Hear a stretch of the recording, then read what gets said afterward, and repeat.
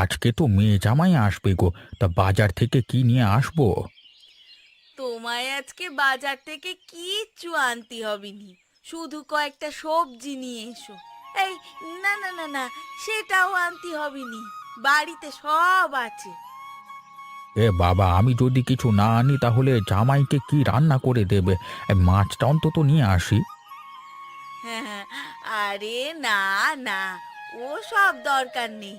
আমাদের জামাই প্রথমবার বাড়িতে আসছে, তাও আবার বড় লোক জামাই। সে নিশ্চয়ই মাছ মাংস মিষ্টি সব কিনে নিয়ে আসবে। গিন্নি, তুমি আবার শুরু করলে। জামাই এই প্রথমবার আসছে, এত লোভী হয়েও না। আর জামাই এলে যেন উল্টো পাল্টা কিছু চেয়ে বসো না, বুঝেছ? আরে তুমি চিন্তা করোনি, আমি ঠিক সামলাবো। বাজার থেকে আর কিচ্ছুটি আনতে হবে না। তুমি যাও, দোকানে গিয়ে বসো। আর আজকে একটু তাড়াতাড়ি বাড়ি চলে এসো, হ্যাঁ? হ্যাঁ, সে তো আসবই। ঠিক আছে, আমি তাহলে বেরুলাম। রান্না বান্নাটা তাহলে তুমি দেখো কেমন। হ্যাঁ হ্যাঁ, আমি দেখে নেব, তুমি যাও। নতুন জামাইরা এলে নিয়েই আসে সব কিছু, চিন্তা করতে হবে নি। ব্যবস্থা হয়ে গেল। আরে তোমার টাকাটাও তো বাঁচলো নাকি? যাও যাও, যাও এখন যাও।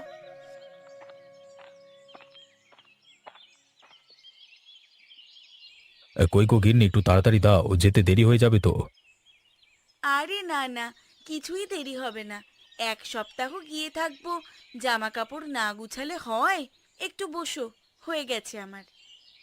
না, সেটা আমি বলছি না। বলছি প্রথমবার যাবো তো, তাই জন্য একটু সকালে গেলেই ভালো হতো। দেখো না, আমি তো বাজার দোকান করিয়ে রেখেছি। তা শ্বশুর বাড়ি যাবে বলে কি কিনে আনলে শুনি? না না, বেশি কিছু না। কিনেছি 2 কেজি খাসির মাংস, একটা বড় রুই মাছ। তারপর তো শাশুড়ি মা এবং শ্বশুর মশাইয়ের জন্য ভালো জামা কাপড় কিনেছি। বাবা, তুমি শ্বশুর বাড়ি যাবে বলে এত কিছু কিনেছো? তা আমি বলেই দিচ্ছি, আমি কিন্তু বইতে পারবো না। প্রথমবার যাচ্ছি তো, তাই নিয়ে যেতেই হবে। আর কাউকে বইতে হবে না। গরুর গাড়ি করে যাব তো, একদম বাড়ির সামনে নামিয়ে দেবে। গরুর গাড়ি এসে অপেক্ষা করছে, তাড়াতাড়ি নাও। তুমি গিয়ে দাঁড়াতে বলো, অতগুলো টাকা দেব মুখ দেখে নাকি? একটু তো অপেক্ষা করতেই হবে। উনি এসে প্রায় 30 মিনিট ধরে অপেক্ষা করছেন। আর কত অপেক্ষা করবেন? টাকা দিয়েছে মানছি, তবুও তো চলো, আমার হয়ে গেছে। এই ব্যাগ দুটো তুমি নিয়ে গাড়িতে রাখো, এই দুটো আমি রাখছি।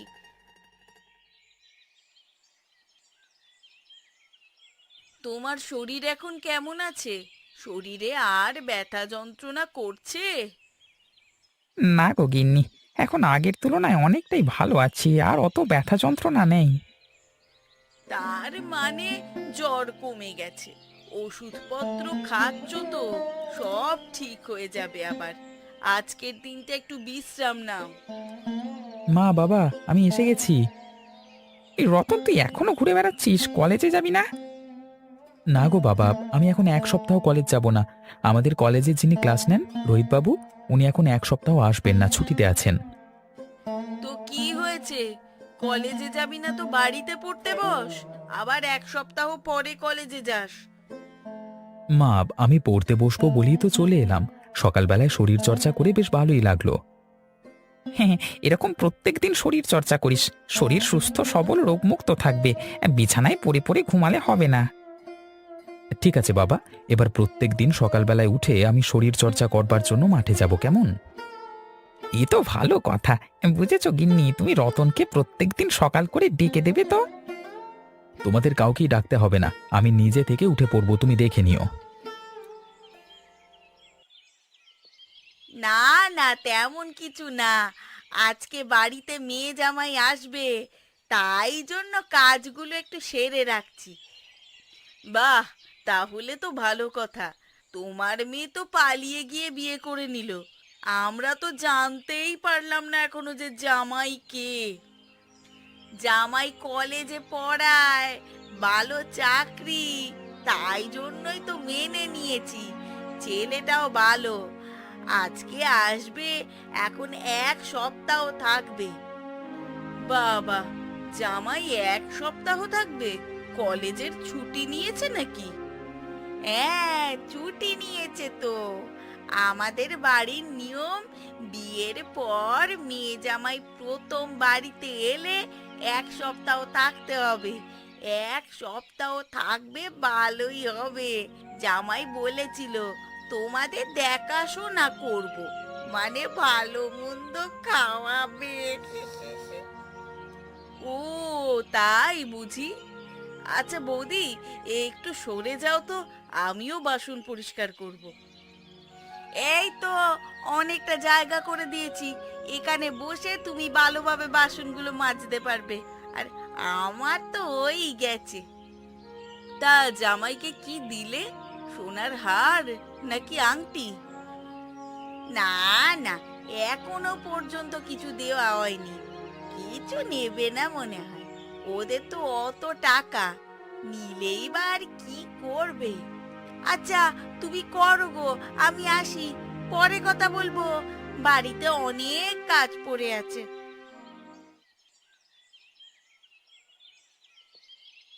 আরে বাবা জীবন, তোমরা চলে এসেছো। দাও দাও, ব্যাগগুলো আমার হাতে দাও, আমি ভেতরে নিয়ে যাচ্ছি। আরে বাবা, না না, আপনাকে নিয়ে যেতে হবে না, আমি যাচ্ছি। আপনার তো বয়স হয়েছে, কোথাও লেগে গেলে কি হবে?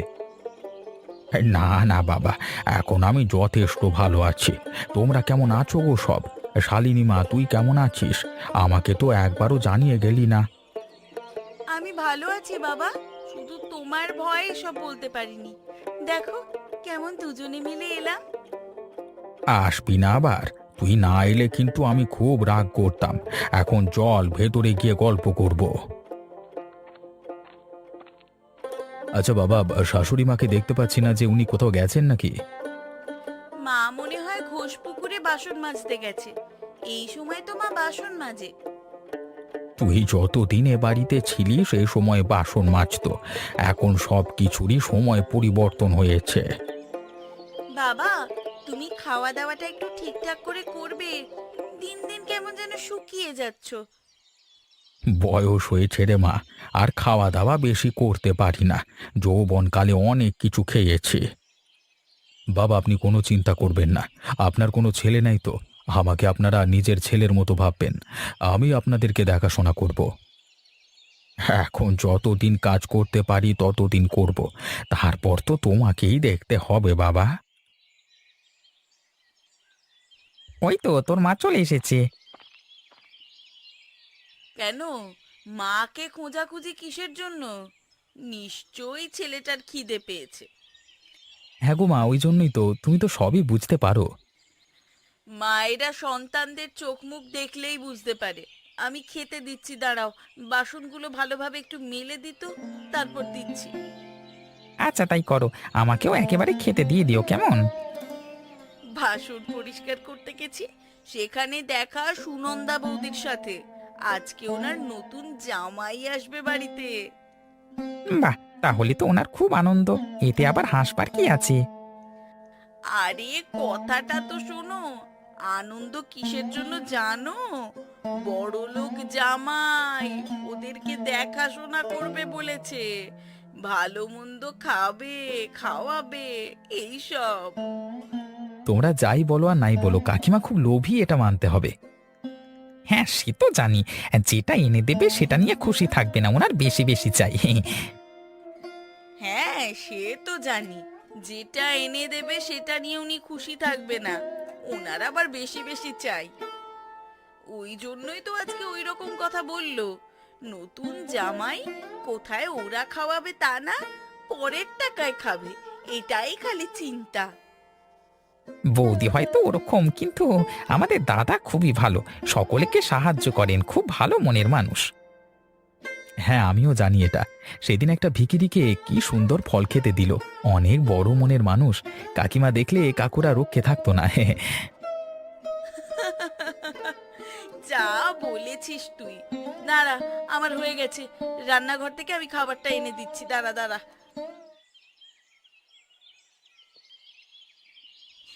আরে শালিনী, তোরা কখন এলি রে? বাবা জীবন, তুমি কেমন আছো? আমরা একটু আগেই এলাম, এসে জিনিসপত্র নামাচ্ছিলাম, দেখলাম বাবা এলো, আমাদের একটু সাহায্য করলো। হ্যাঁ শাশুড়ি মা, আমি ভালো আছি। আর জিনিসপত্রের কথা বলতে মনে পড়লো, ওই যে বাইরের ব্যাগে মাছ মাংস সব কিছুই আছে, ওগুলোকে ওগুলোকে রান্না করে ফেলবেন। আমি রান্না করে ফেলবো, আমার কোনো অসুবিধে নেই। এই যে গিন্নি, আমি দোকানে যাচ্ছি, একটা জিনিস নেওয়ার ছিল, ওর জন্য বাড়ি এসেছিলাম। তুমি রান্না বান্না করে রাখবে। আমার বাবা জীবন ওরা চলে এসেছে। তা বাবা জীবন, তুমি কি কি এনেছো?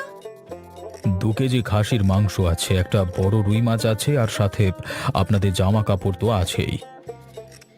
এনেছো ভালোই করেছো, অনেক দিন খাসির মাংস রান্না করিনি, আজকে রান্না করে সকলে মিলে খাবো। আহ মা, কি হচ্ছে কি? ও এই বাড়িতে প্রথম এসেছে, এখন এসব উল্টোপাল্টা কথা বলো না, খারাপ ভাববে তো। এত লোভ কিসের তোমার? আচ্ছা, তোমরা গল্প করো, আমি যাই, দোকান থেকে ঘুরে আসি। বাবা, তাড়াতাড়ি চলে আসবে কিন্তু, আমরা সকলে মিলে একসাথে খাবো আজকে। সেই কতদিন আগে খেয়েছিলাম তোমাদের সাথে। হ্যাঁ রে মা, তুই চিন্তা করিস না।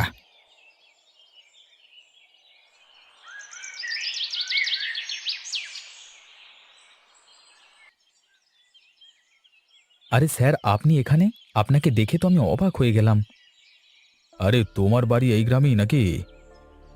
জি, আমার বাড়ি তো এই গ্রামে, তবে আপনি এই গ্রামে হঠাৎ কারোর বাড়িতে এসেছেন নাকি? আরে হ্যাঁ, এখানেই আমার শ্বশুর বাড়ি। 1 সপ্তাহ ছুটি নিয়ে এসেছি। ওই জন্যই তো তোমাদের কলেজে বললাম 1 সপ্তাহ আসবো না। এই কোনটা আপনার শ্বশুর বাড়ি? কই, আমি তো কিছু জানি না এখানে বিয়ে হয়েছে আপনার। সেসব অনেক কীর্তি, ওসব জানতে হবে না। তবে আমার শ্বশুর মশাইয়ের নাম নগেনচন্দ্র মজুমদার। ও আচ্ছা, আপনি নগেন কাকার জামাই। এবার বুঝতে পেরেছি। আমার বাড়ি তো আর কিছুটা গেলে, উনি তো আমার প্রতিবেশী। তুমি কি এখানে রোজের চা খেতে আসো নাকি?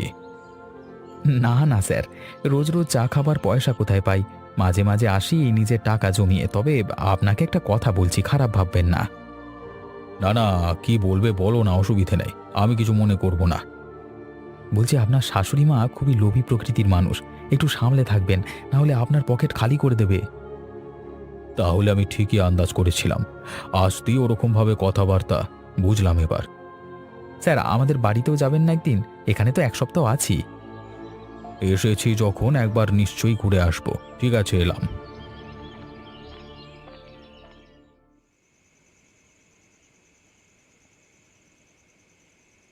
সেই সন্ধ্যাবেলায় বেরিয়েছে, এখনো বাড়ি ঢোকার কথা মনে হয় মনেই পড়েনি। আরে কটা দিন ছুটি পেয়েছে এসেছে, একটু তো ঘোরাঘুরি করবে। তুই এরম করলে হবে? ওই দেখ, চলে এসেছে জামাই বাবা জীবন। আমাকে নিয়ে কথা হচ্ছিল নাকি? আমি আসতেই আমার নাম হচ্ছে দেখছি। তোমার এই বাড়ি আসার সময় হচ্ছে, সেই তখন সন্ধ্যাবেলায় বেরিয়েছিলে। আরে, চায়ের দোকানে চা খেতে গিয়েছিলাম, ওখানে গিয়ে দেখা হলো আমার ছাত্র রতনের সাথে। বসে বসে গল্প করতে করতে কখন যে রাত হয়ে গেছে বুঝতেই পারিনি। আরে আরে, তার জন্য কিচ্ছু হয়নি। তুমি এসো, এসো বসো, আমরা সকলে মিলে গপ্প করি। একদিন গেছি তো কি হবে, রোজ রোজ তো আর এরকম হয় না। সেই, তুমি ঠিকই বলেছ, তোমার কাছে একটা আবদার আছে, আমার আবদার রাখবে তুমি? হ্যাঁ বলুন না, আমি চেষ্টা করব। আমার শাশুড়ি মার আবদার রাখতে পারলে আমি খুবই খুশি হব। আমার অনেক দিনের স্বপ্ন, আমার জামাই আমাকে সোনার কানের গড়িয়ে দেবে। তুমি কি আমার এই স্বপ্ন পূরণ করবে? আচ্ছা, আমি আপনার আবদার আর স্বপ্ন দুটোই পূরণ করব। এই প্রথম কারোর স্বপ্ন পূরণ করবার সুযোগ পেয়েছি, নিশ্চয়ই করব। সত্যি, আমার জামাই কত ভালো, শুধু পালিয়ে বিয়ে করলো, ভালোভাবে বিয়ে করলে আরো কত রকম আয়োজন হতো। কিছু করার নেই, পরিস্থিতিটাই এরকম ছিল, এখানে কারুরই কিছু করার ছিল না।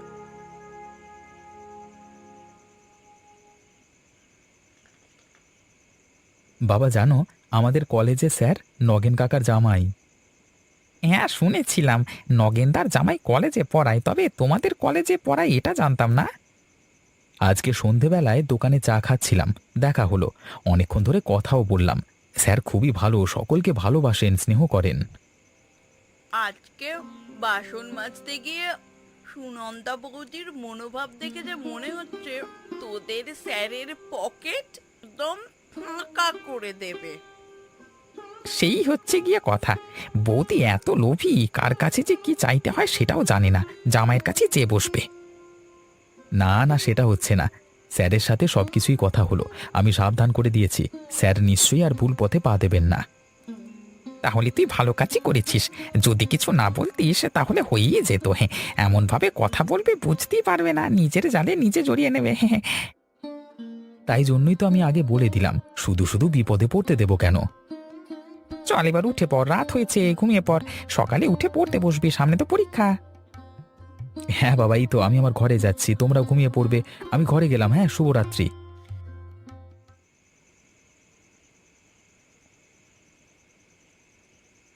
তুমি এখান থেকে চলে চলো, আর থাকতে হবে না গো, আমার নিজেরই খারাপ লাগছে। কেন গো, তোমার মা আমার কাছ থেকে সোনার কানের চেয়েছে তাই জন্য নাকি? আমার মা যে কি চায় আমি নিজেও জানি না। তুমি কলেজে পড়াও বলে এত কিছু চাইতে হবে? এত লোভ কিসের? উফ, জানি না বাবা। আজকে যখন সন্ধেবেলায় চা খেতে গিয়েছিলাম, আমার ছাত্র রতনের সাথে দেখা হলো। ও সব বলেছে আমাকে, তাই জন্যই মেপে মেপে পা ফেলতে হবে। আচ্ছা, তুমি এক কাজ করো, কাল সকালে তুমি মায়ের থেকে একটা সোনার হার আর আংটি চেয়ে বসো। আরে না না, এভাবে হঠাৎ করে যাওয়া যায় নাকি? কেমন লাগবে একটা? আরে পুরো কথাটা শোনো, তুমি মাকে বলবে আমি যদি আপনাকে কিছু দিই আমাকে সোনার হার আর আংটি দিতে হবে, এটা আমাদের বাড়ির নিয়ম, আর নিয়ম আমি মেনে চলি। তো এটা বলে কি হবে? তোমার মা দেখবে সোনার আংটি আর হার করাতে দেবে। আরে না না, ওসব কিচ্ছু হবে না। আমার মা অন্যের থেকে নিতে ভালোবাসে, দিতে নয়, তাই জন্য তোমার থেকেও নেবে না, তোমাকে দেবেও না। আশা করছি একটা শিক্ষা পাবে, এত যে লাভ করে তোমার মা। আচ্ছা ঠিক আছে, ওসব এখন ভেবে লাভ নেই, ঘুমিয়ে পড়ো, কালকে সকালে উঠে হাঁটতে বেরোবো তো আবার। হ্যাঁ, হাঁটতে না বেরোলে শরীরটা কেমন বেজার হয়ে থাকে। সকালের বিশুদ্ধ বাতাস শরীরে প্রবেশ না করলে হয় নাকি? তাহলে ঘুমিয়ে পড়ো, আমিও ঘুমোবো, খুব ঘুম ঘুম পাচ্ছে।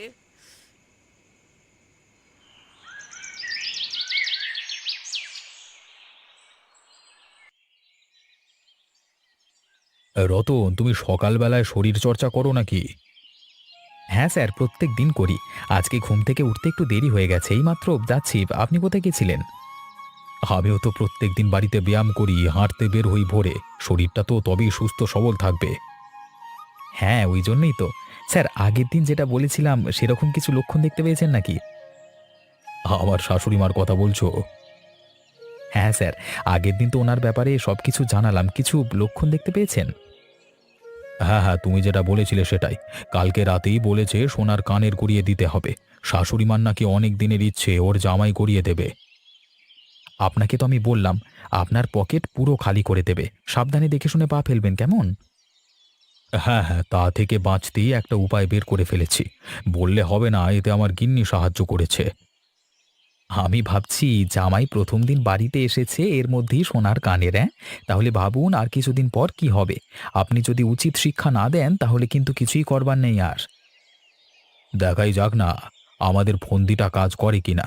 আচ্ছা, এখন আমার বাড়ির দিকে যাই, তুমি গিয়ে শরীর চর্চা করে নাও, কেমন?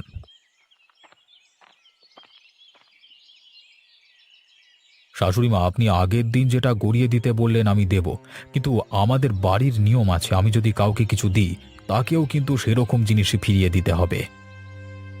মানে, আমি তো কিছু বুঝছি না, তোমার শাশুড়ি মা কি চেয়েছিলেন? কালকে রাতেও আপনি তাড়াতাড়ি ঘুমিয়ে গিয়েছিলেন, তারপর শাশুড়িমা বলেছিলেন সোনার কানের গড়িয়ে দিতে, আমি দেব, কিন্তু তার পরিবর্তে আমাকেও তো তাহলে সোনার হার বা আংটি কিছু একটা দিতে হবে, এটাই আমাদের বাড়ির নিয়ম। কি গো শুনছো? জামাই কি বলছে দেখো না, যদি সোনার একটা হার গড়িয়ে দেওয়া যায়। জামাই বাবা জীবন, সত্যি কথা বলতে আমাদের অত সামর্থ্য নেই, আর তোমাকেও দিতে হবে না, আমাদেরও কিছু লাগবে না। কিন্তু আমার যে অনেক দিনের শখ। না না, তা আবার হয় নাকি? ওটা তো আমার বাবা মার স্মৃতি। ওটা আমি দিতে পারবো নি বাবা, ওটা আমি দিতে পারবো নি। জামাই, আমায় সোনার কানের গড়িয়ে দিতে হবে নি, কিচ্ছু লাগবে নি আমার। দেখেছো তো তোমার স্বভাব, তুমি অন্যের থেকে নেবে কিন্তু কাউকে দেবে না। এই জিনিসগুলো একটু বন্ধ করো, না হলে পরবর্তীকালে আমাদের সাথেই ঝামেলা হবে। আচ্ছা, তাহলে তোমার বিয়েতে পাওয়া সোনার গহনাগুলো দিয়ে তো ভালো সোনার হার জামাইয়ের জন্য করিয়ে দিই। হ্যাঁ, ক্ষমা করবেন শাশুড়ি মা, আমাদের বাড়ির কোনো নিয়ম নেই। সব কিছু শুনে শুধুমাত্র আপনার ভাবনাটাকে পরিবর্তন করবার জন্য এসব। আ- আমি বুঝতে পেরেছি, বেশি লোভ করলে যতটুকু আছে সেটুকু হারিয়ে ফেলতে হবে। তার চেয়ে যেমন আছি তেমনই ভালো। শাশুড়ি মা, আপনি মাথা নিচু করবেন না। আপনি যে বুঝেছেন এটাই আমাদের কাছে অনেক। এখন ছোটখাটো ব্যাপার নিয়ে সব ঝামেলা শুরু হয়ে যায়, আর এত বড় ব্যাপারটা আগে ঠিক করা প্রয়োজন। আমি সবাইকে কথা দিচ্ছি, আর এরকম হবে নি। আমাদের যেমন সামর্থ্য আমরা তেমনই থাকবো। কথাতেই তো আছে, অতি লোভে তাঁতি নষ্ট। হ্যাঁ, কথাটা মাথায় রেখো সব সময়।